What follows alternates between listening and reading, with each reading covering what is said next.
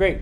Can we just do one more of these partial fraction thing? I feel like I keep on doing them like in little bits, which I didn't intend to do, but I had one at the end of that whole section. I had one that I wanted you all to try. Is it okay to start off with you all trying one? I think so. So there's a similar one like this on the homework, so I hope you haven't totally forgotten how to do this. This is one which requires partial fractions when you do this integral.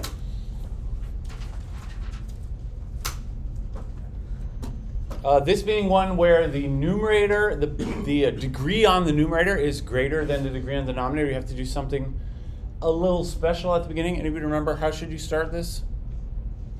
Long division. Yeah, you should start by doing the long division, because the partial fractions just straight up won't work if the numerator degree is greater or equal to the denominator degree.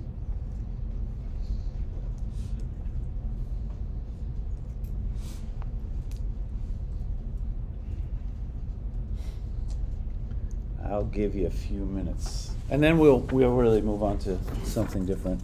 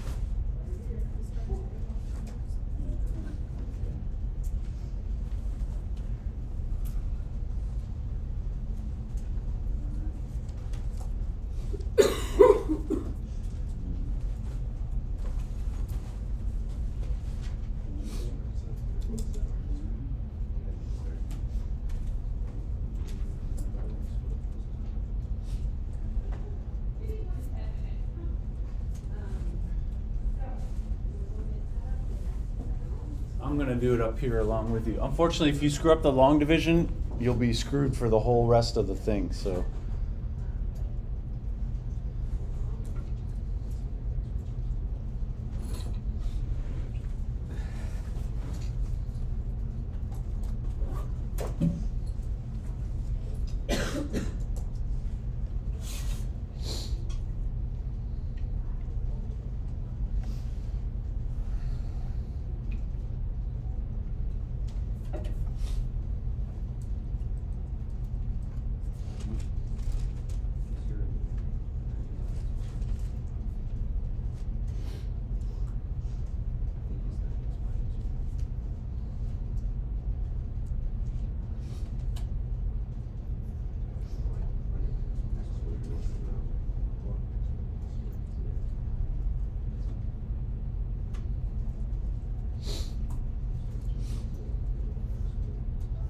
Did everybody get that for the long division step? I hope that you did.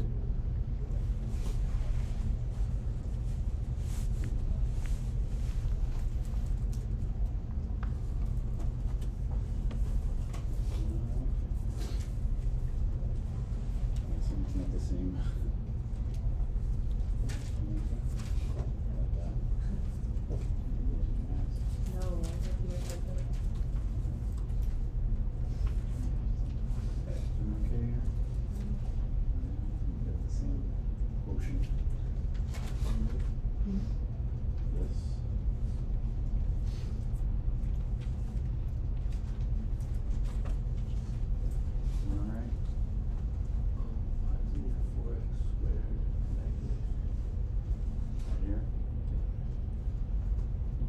that's from multiplying 2x here. There's a positive there. Yeah, I'm gonna subtract all that, which means those cancel, those cancel. Yeah, I didn't write the minus sign.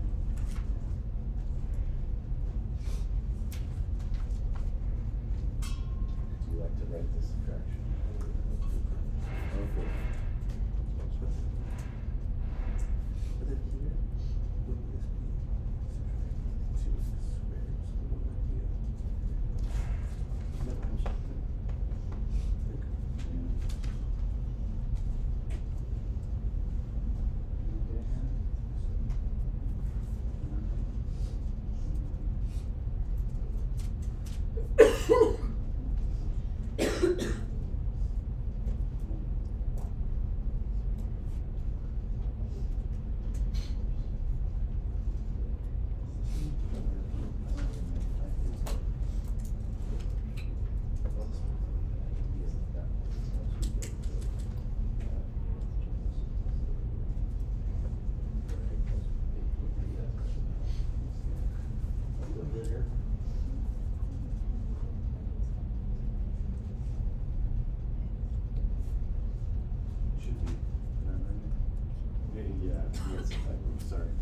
that should be x to the 4. The rest.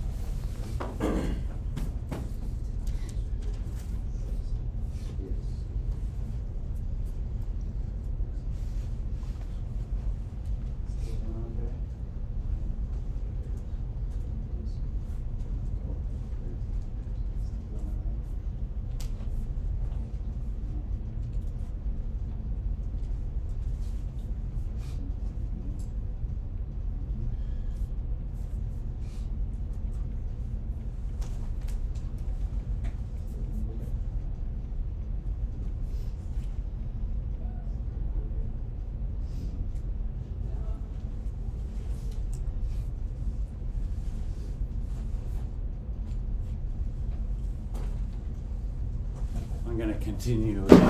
Ooh.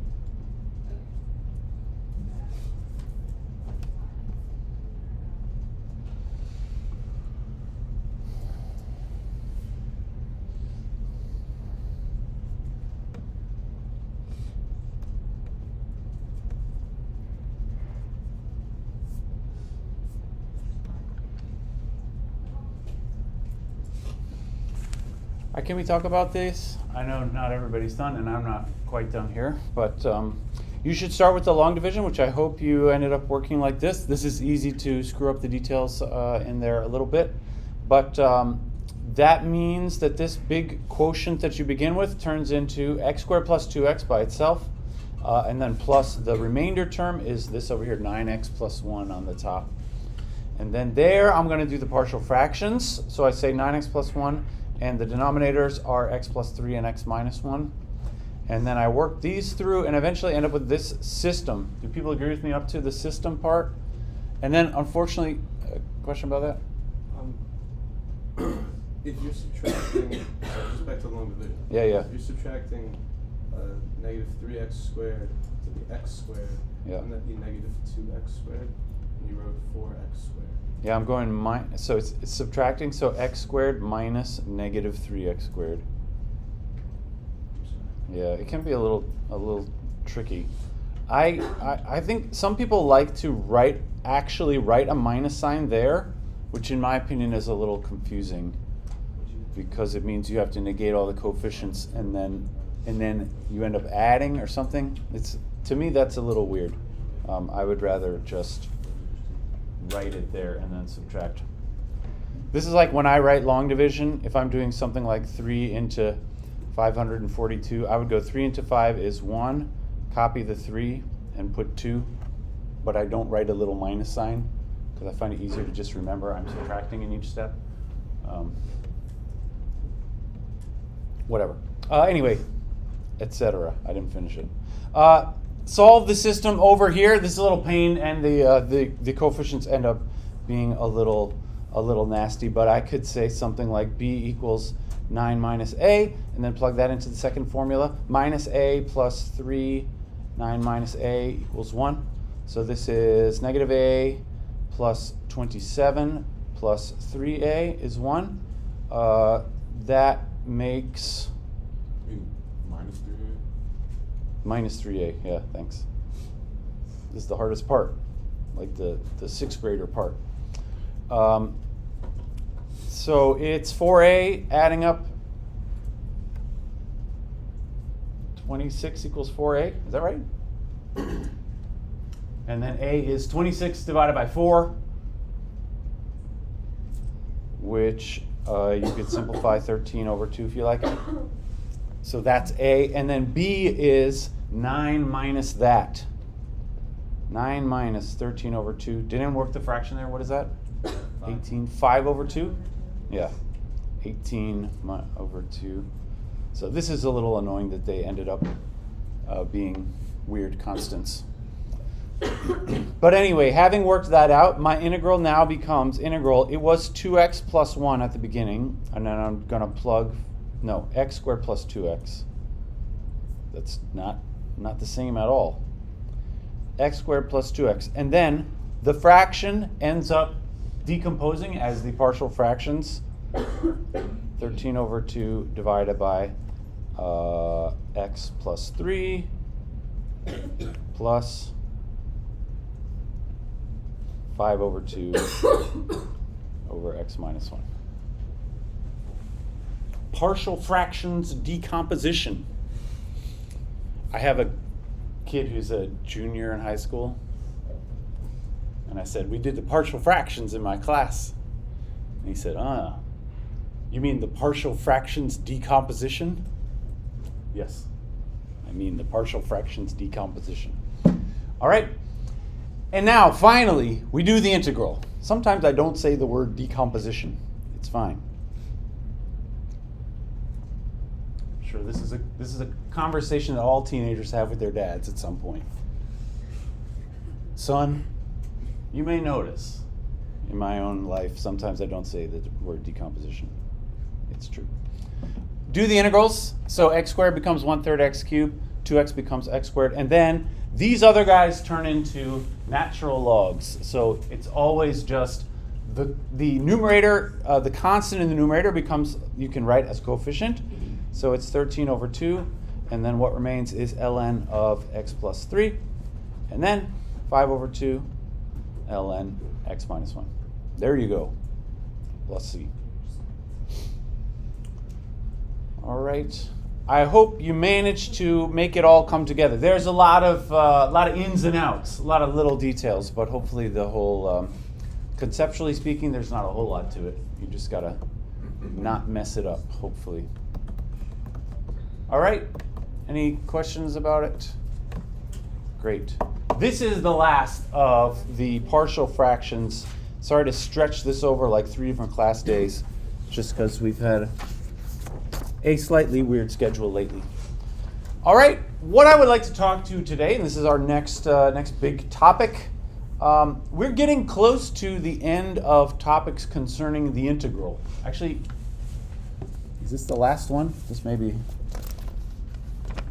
It's close to the last one. One more after this one. So this is number 17 on the big list. I would like to talk about. This is probably, I mean, it's something that I'm sure some of you have done in high school. Improper integrals. Improper integrals. Like many things in mathematics that are called improper, there's not actually anything improper about them. This is like improper fractions. Was any of you concerned? Like that's an improper, right? Yeah. I'm totally fine with that. As far as fractions goes, I'm cool with it. It's called improper fractions. Improper integrals, I feel similarly about improper integrals. This is something like integral, let's say, from 3 to infinity. What makes it improper is the infinity up there, all right?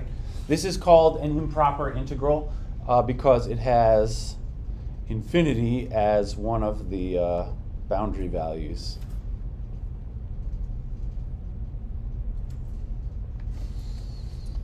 And that's what makes it improper. Actually, there are other types of impropers. Sometimes it's improper even if you don't see an infinity there, but we'll get to that eventually.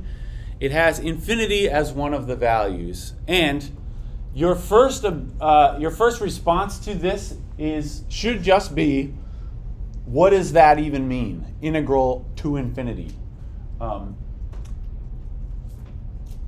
It means, well, that's just some random function f of x, but the area under the curve, of course, is what the integral is supposed to mean. So what if I have some function like this, and I ask you, the integral from 3 to infinity, what does it mean? Well, it means from 3 to infinity. This whole area, like going all the way out that way, it's this area. Arrow kind of goes backwards. That's the integral from 3 to infinity. It represents the area under the curve starting at 3 and then just going all the way to the right. Now, on that picture, what would be your guess as to what that area is? I would say it looks like that area just goes on forever. And so I will say often the answer is infinity, or sometimes you might say DNE, because this represents something which is just growing forever. So you could say it's infinity or negative infinity sometimes, or maybe you would just say the integral does not exist. So these improper integrals, you should expect that sometimes the answers will involve saying it's undefined or something like that. You don't always get a specific real number as the answer, all right? Because sometimes the area that you're talking about is infinitely large.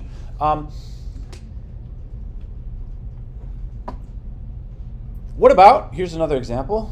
Let's do a very specific one. Integral from 0 to infinity of 2 to the minus x dx. So if I were to draw the graph of 2 to the minus x, remember the graph of 2 to the x looks like that. This is the graph of 2 to the x. Can anyone say, what does 2 to the minus x look like? It's some kind of transformed version of this graph. If I interchange x with minus x, it's like this, only Reflected over the y-axis. reflected horizontally. Yeah, I am negating all of the x values. That means everything which used to be sort of over here on the right is now on the left, and everything which is on the left is now on the right. So it is a horizontal reflection. So the graph of 2 to the minus x looks something like this, right? This is 2 to the minus x. And the area which I'm referring to is 0 to infinity. It's this area starting here and just going out forever this way, right? So this area is infinitely long in the horizontally speaking. It does go on forever to the right, but this is kind of a strange and beautiful thing. Some areas which are infinitely long are not infinitely big areas. Like the area of that actually is not infinity. And this is what I would like to try and convince you of over the next 10 minutes or so. My goal is just to convince you this area, even though it goes on forever to the right, it is infinitely long, but its area is finite. But I should say maybe it's less a little less ambiguous. This region that I'm talking about, the shaded region, is infinitely long, but actually I wrote the area is finite. All right? The region is infinitely long, but the area is actually finite. And I would like to, I'm going to try to convince you of this fact. I don't know if this is something that you believe. It's something that, if you've never seen this before, you probably shouldn't believe that just out of nowhere, that something could be infinitely long but still have a finite area. But it actually is true. Check it out. So here is my little trying to convince you of why. If you look at this graph very closely, I would like to graph some of the values. So it comes down like this, right? 1, 2, 3. Now, this I'm going to draw. I'm going to do something like drawing these rectangles, as we often do in calculus, right? If we draw these rectangles on the left endpoints, the rectangle area, so these rectangles are bigger, right? Bigger than the shaded region at the top of the screen. So these rectangles have bigger area than under the curve. All right. What can we say? Actually, we can say very specifically, what are the areas of each of those rectangles? It's based on the heights here. Like the height right there, this height would be, remember the curve that I'm talking about is 2 to the power x. So this height would be x equals 0 here. This would be 2 to the power 0, which is 1, right? So this height is 1, which means this area of the first rectangle, it's drawn in a weird way, but its base times the height would be 1 times 1, which is area of 1, right? What about the next rectangle? Well, the next rectangle, its height here is determined by this value, which is 2 to the power 1. Sorry, it's 2 to the minus x. 2 to the power minus 1, which of course is 1/2. So this next rectangle, its height is 1/2, but its width is still 1. So this is area 1/2, right? Can anyone say what's the area of the next one? Can you see the pattern?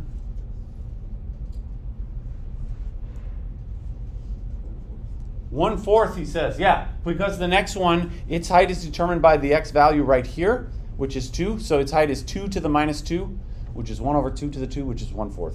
This is 1/4. This is 1/8, etc. So what you get is like powers of 2 in the denominator. All right? And now, what if I add up those rectangles? So add the rectangles areas. Actually, I'm going to add them up by stacking. Check it out. I'm going to make a big rectangle here with 2 square areas. So here's a side length of 1, and then this is, 1 and 1 here, right? The first rectangle is right there, 1. I'm drawing it more to scale here. Here it's all kind of stretched up vertically, but there's the first one. The next one, 1/2, when I put it in here, it sort of takes up half of the remaining space, right? This is 1/2. When I stack the next one in, which is 1/4, it takes up, again, half the remaining space, 1/4. When I stack the next one in, which is height 1/8, it, again, takes up half of the remaining space, which is 1/8. All right? Would you believe me if I say all the rectangles fit in there? Because of the way this works, each rectangle fills in half of the remaining space, no matter how many you put in. And no matter how many you put in here, they never go sort of up past the top, right? Because each one is just sliding in at half of the remaining area there. All the rectangles fit in there. So what that means is the total rectangle sum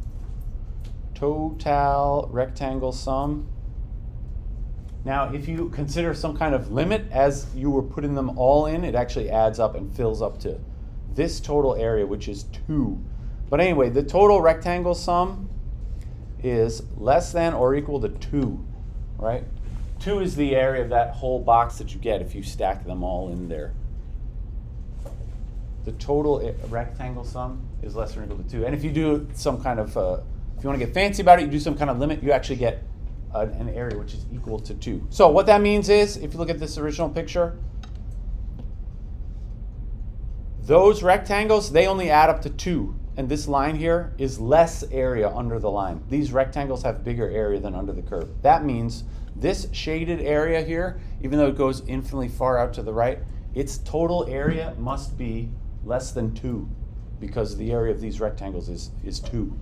All right? That means this area is less than 2. So I will just conclude this.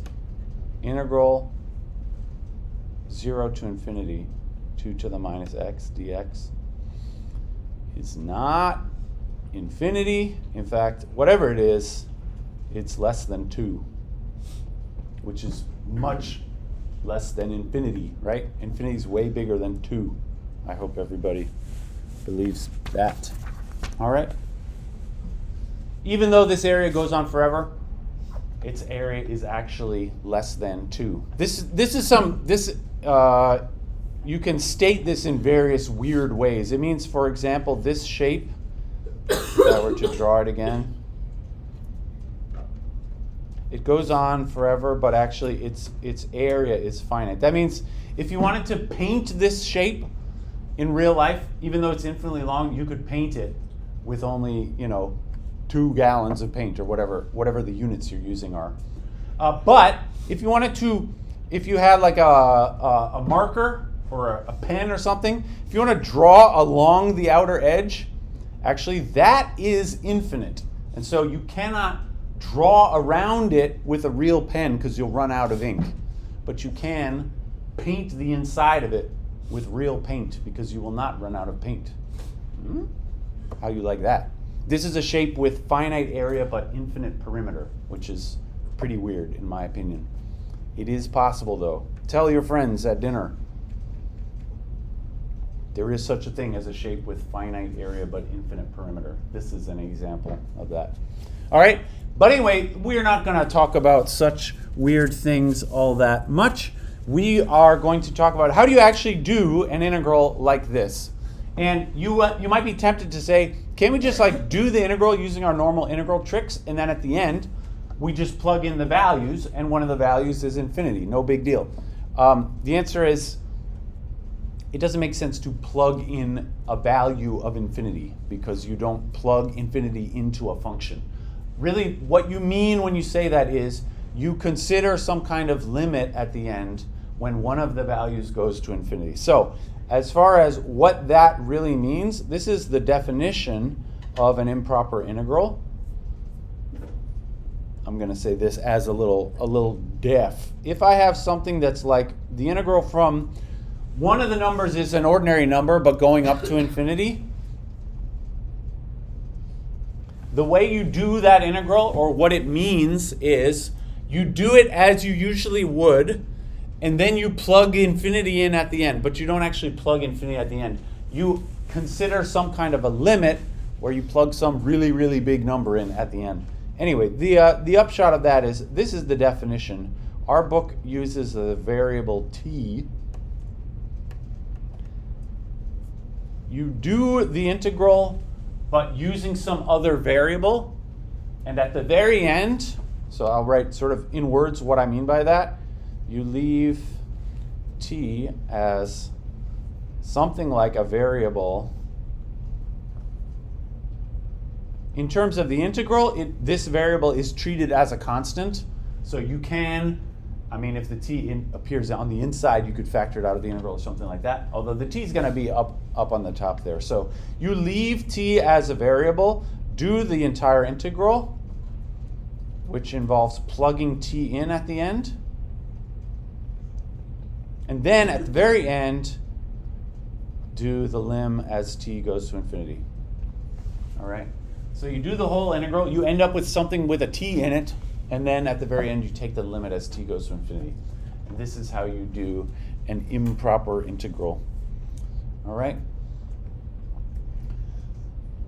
Let's try that specific example that I was just talking about. How about integral 0 to infinity, 2 to the negative x dx? All right?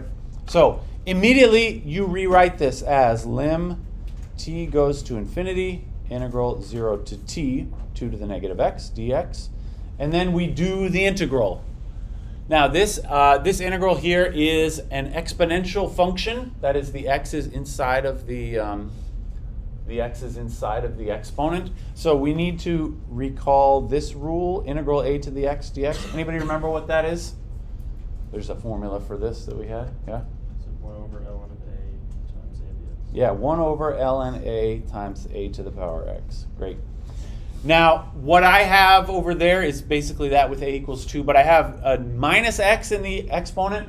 The effect of that minus x is you just get all of this stuff, but there's an extra minus sign in front. It comes from doing a u substitution if you want to think it through, or you can just remember that you get an extra minus sign out front. So this becomes minus 1 over ln 2 to the minus x. And then I'm going to plug in at 0 and t. The extra minus sign there is because there was a negative in the exponent. And I'm plugging in t and 0. All right? Let's do it. Do the plugging in. So it's minus 1 over ln 2, 2 to the negative t, minus 1 over ln 2, 2 to the negative 0. All right? So just sort of obeying my words, I said, leave t as a variable, which is being treated like a constant. Do the entire integral. I'm at that step right now. I just did the whole integral, plugged in the t at the end. And then do the limit as t goes to infinity. So right here, I am going to consider what happens when the t becomes infinite. The t exists only right there. It's going to say something like 2 to the minus infinity. What's your interpretation of that? What happens to this part when t becomes infinite? Yeah? 0. Yeah, this becomes like 0. If you imagine this as being 2 to the minus infinity, or I would say, if you like, just to maybe write this in a more suggestive way, it's minus 1 over ln 2. 2 to the minus t is the same as 1 over 2 to the t, right? And then what remains from the rest of it is just 1 over ln 2.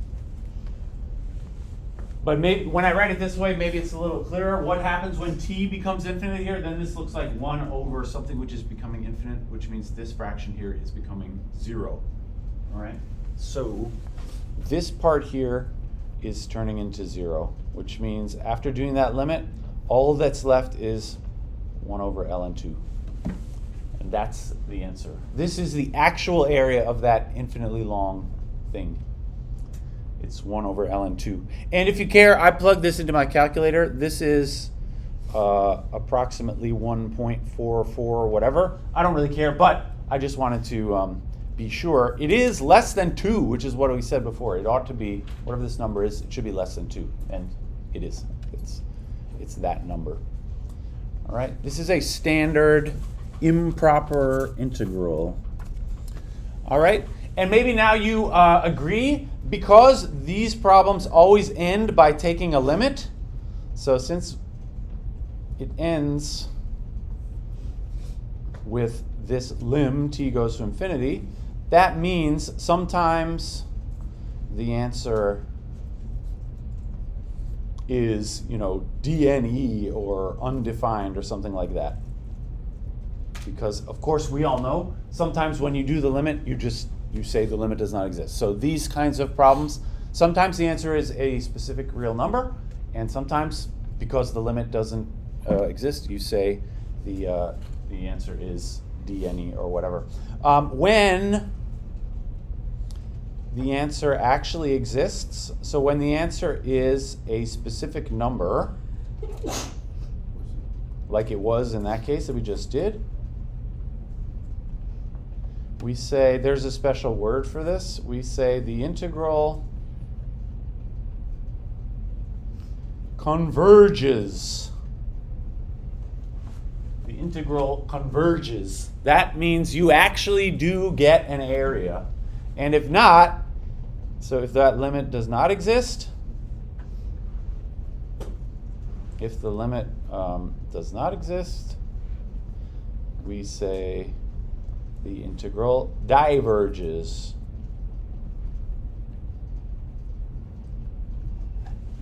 These are general words that are used in other contexts in math also. Usually converge means you're talking about some kind of a limiting process. Converges means the limit actually eventually does sort of converge on a specific value, versus a diverging situation is when the limit doesn't ever settle on a particular value, usually because it increases forever or something like that. In that case, we say the integral diverges. All right, I got a couple more examples, and that'll probably do us for today. Let's just try a couple more. How about integral 1 to infinity 1 over x dx? This is an interesting example. Now, you don't need to draw the picture in order to do this problem, but I thought it might be interesting to look at a picture. It actually looks very similar to our 2 to the x example. So I'm talking about this area here. That's 1 over x, starting at 1 and going up to infinity, right? This, again, we have an area which goes out forever.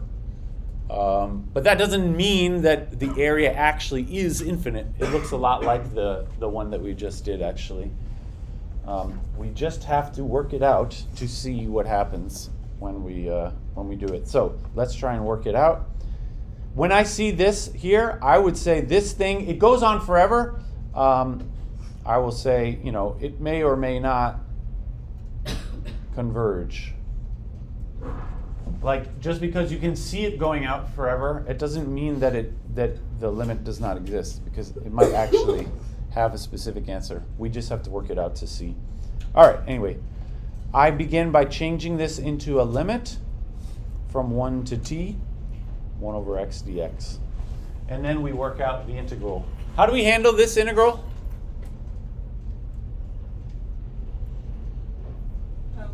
Yeah, it is just ln of, if you want to be picky about it, absolute value of x, although it doesn't really matter because I'm talking about values from 1 and up.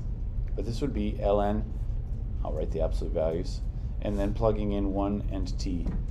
So I end up with lim t goes to infinity, ln t minus ln 1.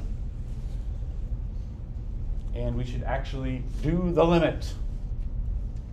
ln of 1 is 0, right? That's just that's a property of the natural log. It equals 0, whether or not you're doing the limit, right? So I could just get rid of that part. Can anyone say what is that limit? You have to maybe remember what the graph of ln t looks like. As you go out to the right, does it go up forever, or does it have a asymptote? Anybody recall? The graph of ln, it looks something like this, which is a little ambiguous when I drew it. Does the ln actually have a value that approaches, or does it go up forever? The answer is it goes up forever. Yeah, there is not a horizontal asymptote for the natural log function. If there were, you would probably know about it. And what's it going to approach anyway? Like 5 or something?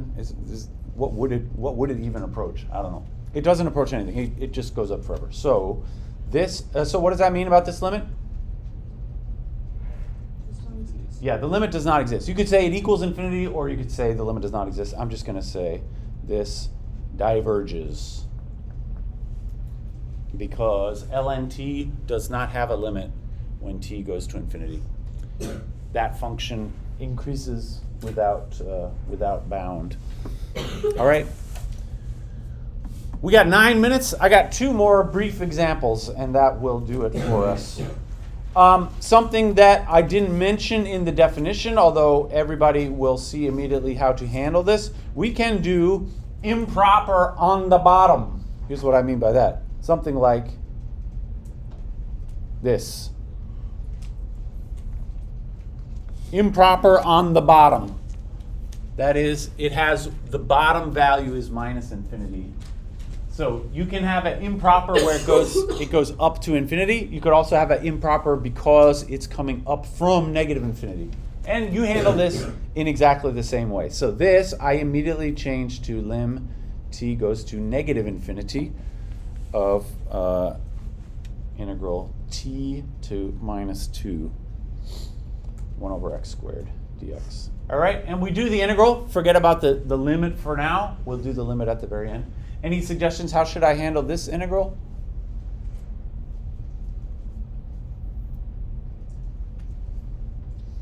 Yeah? Make it x to the negative 2. Yeah, this is x to the minus 2. Yeah, this is not a super complicated integral to do.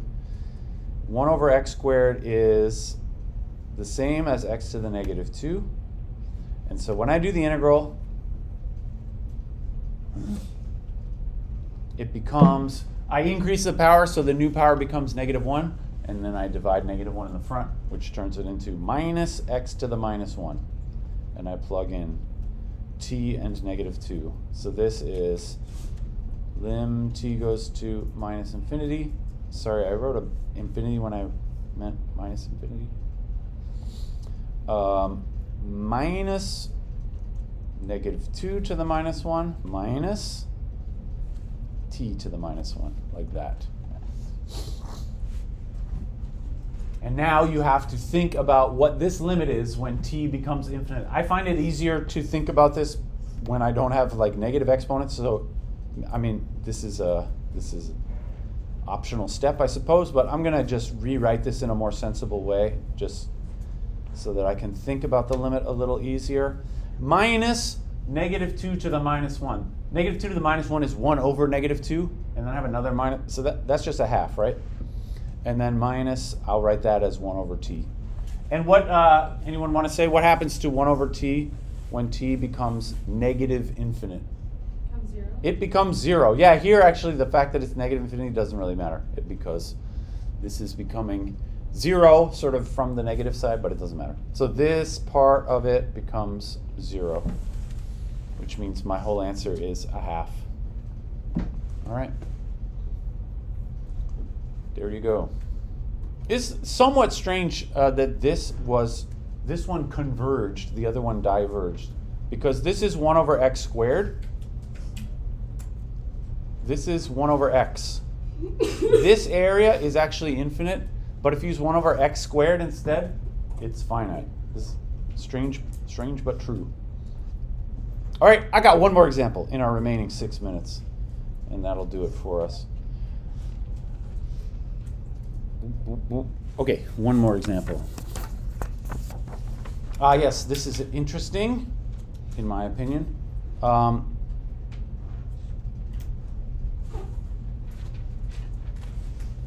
Here again is 1 over x. Just because I feel quirky sometimes, I would like to take this area here and I want to find the volume when revolved, remember these guys? Around the x-axis.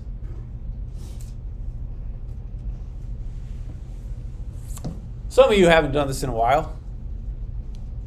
Some of you have tried a few times. I'm not going to name any names. There's no shame in that. It's easy to screw up one little thing, and I know it's, by now, I know there are probably some of you who are frustrated because you tried the same one a few times and always mess up one little thing. I've been there. Anyway, find the volume when revolved around the x-axis. All right. I would like to point out, if you recall, this is 1 over x. We already did this area here. This area diverges. So this is an infinite area. What about the volume, though, when we revolve around the axis? Anybody remember the appropriate formula to use here? I'm going to do this using the washer's method, I suppose. It's this sort of infinite bugle kind of a thing. Infinite trombone without the part that curves around. Infinite trumpet. Let's do the washers formula, although that's the one with the inside and the outside, right? This is this one. The outer radius squared minus the inner radius squared. Although in this case there is no inner, like the inner radius is 0 because there's no sort of cavity carved out of the middle. It's just a solid thing every time. So the inner here is 0. What's the outer radius in this case? It is just 1 over x, our original function. So this is an easy example of one of these revolution, volume of revolution things. The outer radius is just 1 over x. So what this looks like is the volume is pi integral, and it is integral 1 to infinity, because that's the range of the x values. And then the outer radius squared, so this is 1 over x squared, and that's it, dx, right? The inner is 0. And so this is pi times, I change this into a lim, 1 t goes to infinity, integral 1 to t of, can I write x to the minus 2 dt? This is a similar integral to the one we just did. All right, do the integral, you increase the power by 1 and so on. You get, again, lim t goes to infinity. It is now minus x to the negative 1, plugging in 1 and t. Pi lim t goes to infinity. Plug it in. I get minus t to the minus 1 minus 1 to the minus 1. All right. And what happens when you do this limit to this t part? This is just whatever it is. It's all going to be plus 1, I guess. But what happens right here? You may see a theme. Usually the answer is it becomes 0. Or maybe it doesn't become 0 and the whole thing diverges. Does this become 0? Yeah. I would say yes, it does. It's t going to infinity, but this is 1 over t. And so this part becomes 0. So this guy right here becomes 0. So what I end up with is pi, and then inside the parentheses, all it is plus 1, right? The answer is pi. So the volume, this is another one of these weird, who would have thought this was possible? This is a shape which has this area, the shaded area is infinite, but its volume is finite. Its volume actually just straight up equals pi, even though its area is infinity. Or you could say the surface area of this thing is infinity, but the volume of it is not infinite. All right, I think that'll do.